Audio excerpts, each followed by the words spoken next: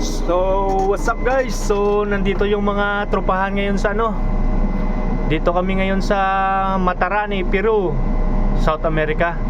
So, nagdi-diskarga kami ng mga heavy lift dito.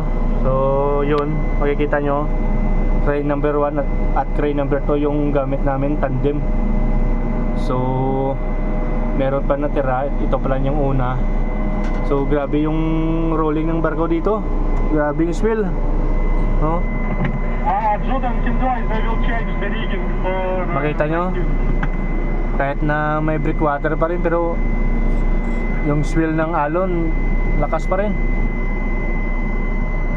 So baka mamaya alis din kami pagkatapos ng pagdiskarga ng heavy lift. So nandito ako sa crane number 3, nag-ano ako, counterweight ng bigat ng kargada.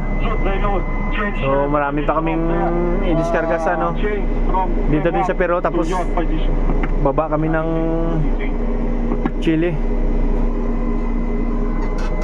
Alright, so maraming subidor dun sa baba.